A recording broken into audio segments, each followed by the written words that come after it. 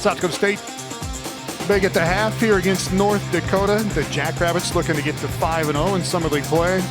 North Dakota looking for its first Summer League win so far here in the season as we get going here in late January with Summer League hoops. Welcome back inside Frost Arena. And for North Dakota, there were some shots we saw there late in the first half. Yep. Really good looks for Lane and some of the other players, but just not making enough to keep it close here.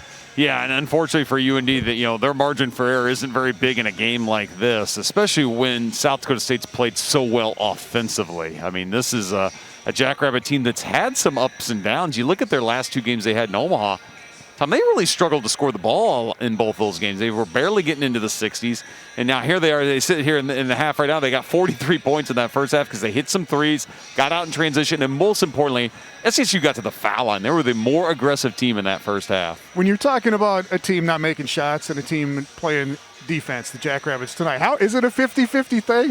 What's your thought on how much a defense can throw off an offense that can usually make shots? I do credit SDSU's defense a lot. I think they've done a nice job, SDSU, taking away North Dakota's strength, which is their low post. And they've fronted the post. They've made it difficult for UND to even get touches in there.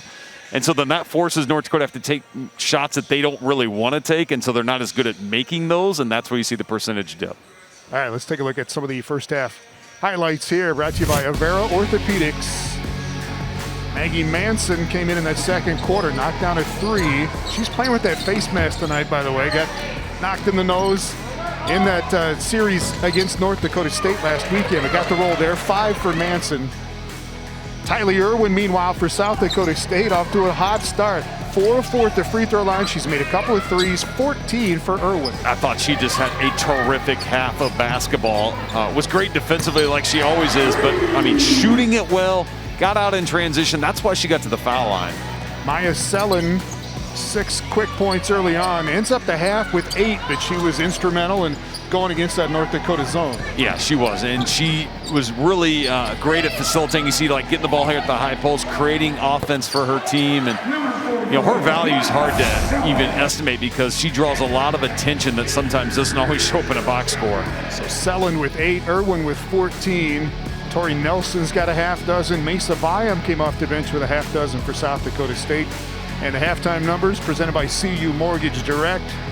And North Dakota, 25% shooting in that opening half. Yeah, that's not going to get it done on the road in a tough place to play. And SDSU shooting 46%, so a nice half for the Jacks, shooting it in, the three-point shots, the rebounding, everything tipping their way, the turnovers, everything we have up there going SDSU's way, and that's why they have this big lead.